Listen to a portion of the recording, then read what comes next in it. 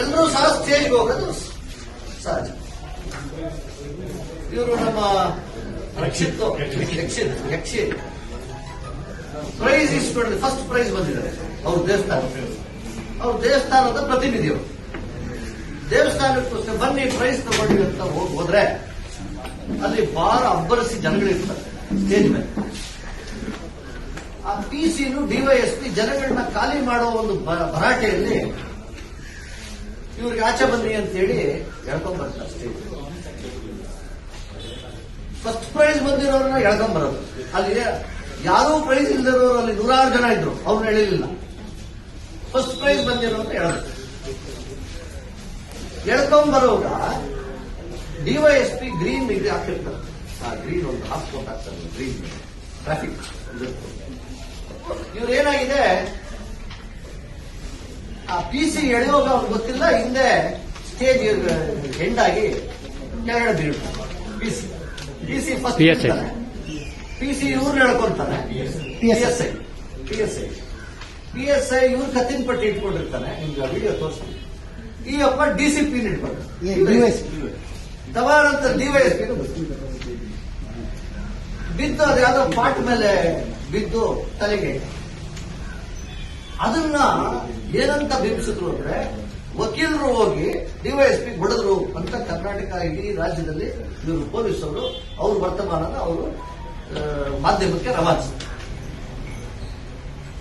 ನಾವು ಏನಪ್ಪಾ ಪೊಲೀಸರು ಡಿವೈಎಸ್ಪಿ ಹೊಡೆದ್ರ ಅಂತೇಳಿ ನಾವು ಅದನ್ನ ವಿಡಿಯೋ ತರಿಸಿ ನೋಡಿದ್ರೆ, ಡಿವೈಎಸ್ಪಿ ತಳ್ತಾ ಇದ್ದಾನೆ.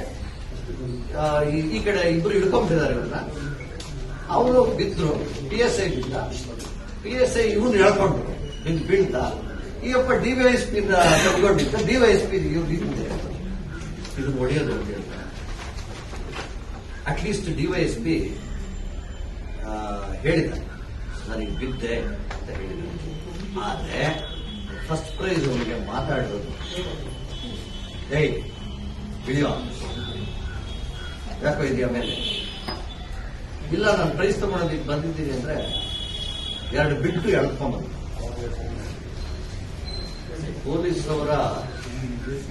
ಪೊಲೀಸ್ ಅವರಿಗೆ ಮಾನವೀಯತೆ ಇಲ್ಲವೇ ಇಲ್ಲ ಅನ್ನೋದು ಅನೇಕ ಅಧಿಕಾರಿಗಳಿದ್ದಾರೆ. ಪೊಲೀಸ್ ಅಧಿಕಾರಿಗಳು ಒಳ್ಳೆಯ ಸೌಮ್ಯ ವ್ಯವಸ್ಥಿತವಾಗಿ ನಡ್ಸ್ಕೊಂಡು ಹೋಗುವಂತ ಮಾನವೀಯತೆ ಇರುವಂತ ಅಧಿಕಾರಿಗಳು ಇವತ್ತಿದ್ದಾರೆ ಫೋರ್ಸ್ನಲ್ಲಿ. ಆದ್ರೆ ಇಂಥ ವ್ಯಕ್ತಿಗಳಿಗೆ ಏನನ್ನೋದು, ನಾವು ಈ ಅನ್ಯಾಯಗಳನ್ನ ನೋಡಿ ಬಹಳ ಬೇಸರ ಆಗುತ್ತೆ. ಒಂದ್ಸರಿ ಅದು ವಿಡಿಯೋ ತೋರಿಸು. ಇದರಿಂದ ಇವ್ರ ಮೇಲೆ ಅಲಿಗೇಷನ್ ಮಾಡಿ ಒಂದಿನ ಒಳಗಡೆ ಆಗ್ತಾರೆ. ಆ ಜಡ್ಜ್ ಹೊಡೆದಿದ್ದಾರೆ, ಸ್ಟೇಷನ್ ನಲ್ಲಿ ಹೊಡೆದಿದ್ದಾರೆ. ಅವ್ರು ಡಿವೈಎಸ್ಪಿ ಹೆಸರೇನು, ಸೂರಜ್ ಅಂತ. ಒಳಗಡೆ ಸ್ಟೇಷನ್ ನಲ್ಲಿ ಹೊಡೆದ್ರೆ ಯಾರು ಹೊಡೆದಿರೋದು? ಕಾನ್ಸ್ಟೇಬಲ್ಗಳೆಲ್ಲ ಬಂದು ಹೊಡೆದಿದ್ದಾರೆ. ಈಗ ಎಲ್ಲಾ ಕಾನ್ಸ್ಟೇಬಲ್ಗಳು, ಬೆಂಗಳೂರು ವಕೀಲರ ಸಂಘ, ನಾನು ನಮ್ಮ ಪದಾಧಿಕಾರಿಗಳ ಪರವಾಗಿ ಹೇಳ್ತಾ ಇದ್ದೀನಿ, ನಾವು ಹೋಗಿ ಎಲ್ಲಾ ಪದಾಧಿಕಾರಿಗಳು ಹೋಗಿ ಈ ಎಂಟೈರ್ ಸ್ಟೇಷನ್ ನಲ್ಲಿ ಯಾರ್ಯಾರು ಬಂದ್ರು ಇವ್ರನ್ನ ಅವ್ರ ಮೇಲೆ ಎಫ್ಐಆರ್ ರಿಜಿಸ್ಟರ್ ಮಾಡೋದಕ್ಕೆ ನಾವು ಮಡಿಕೇರಿ ಕೋರ್ಟ್ ಹೋಗಿ ಪಿಸಿಆರ್ ಆಗ್ತಾ ಇದ್ದೀವಿ, ಇನ್ಕ್ಲೂಡಿಂಗ್ ಇನ್ಸ್ಪೆಕ್ಟರ್ ಮೇಲೆ. ನೀವು ಹೋರಾಟ ಮಾಡ್ತೀರಾ, ರೌಡಿಗಳಾಗ್ಬೇಡಿ, ಹುಷಾರ್. ರೌಡಿ ವರ್ತನೆ ನಿಮ್ ಸ್ಟೇಷನ್ ಒಳಗಡೆ ತೋರಿಸ್ಬೇಡ್ರಿ. ನಿಮ್ ಡಿವೈಎಸ್ಪಿಗೆ ಏನಾರ ಆಗಿರ್ಬೋದು, ಆದ್ರೆ ನಿಜವಾಗ್ಲೂ ಹೊಡೆದಿದ್ರೆ ನೀವೇನ್ ಬೇಕಾ ಮಾಡಿ. ಇದಾಗಿರೋದು ಆಕ್ಸಿಡೆಂಟ್. ಪದಾಧಿಕಾರಿಗಳು, ಕಾರ್ಯದರ್ಶಿಗಳು ತೋರಿಸ್ತಾರೆ ಇನ್ಸಿಡೆಂಟ್. ಯಾವ ಮಟ್ಟಕ್ಕೆ ತಗೊಂಡು ಹೋಗ್ತಾ ಇದ್ದಾರೆ ಪೊಲೀಸ್ ಬರ್ತಾರೆ ಈ ರಾಜ್ಯದಲ್ಲಿ. ಪೊಲೀಸರು ಎಳೆದು ಹೊರ ಬಿದ್ದೋಗಿರೋದು. ಇದನ್ನ ನಾವು ತೀವ್ರವಾಗಿ ಖಂಡಿಸ್ತೀವಿ. ಯಾವುದೇ ಕಾರಣಕ್ಕೂ ಬೆಂಗಳೂರು ವಕೀಲರ ಸಂಘ ಇದು ಬಿಡಲ್ಲ. ಅವ್ರ ಮೇಲೆ ಕ್ರಿಮಿನಲ್ ಕೇಸ್ ಆಗೇ ಆಗುತ್ತೆ.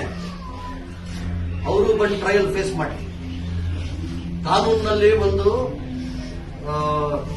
ಒಂದು ಕಟ್ಟುನಿಟ್ಟಾದ ಒಂದು ಮಾರ್ಗಸೂಚಿ ಇದೆ ಕಾನೂನು. ಏನಂತಂದ್ರೆ, ನೀನು ಅಪರಾಧವನ್ನ ತಡೆಯೋದಕ್ಕೆ ನೀನು ಪೊಲೀಸು, ಆದ್ರೆ ನೀನು ಅಪರಾಧ ಮಾಡೋದಕ್ಕಾಗಲ್ಲ.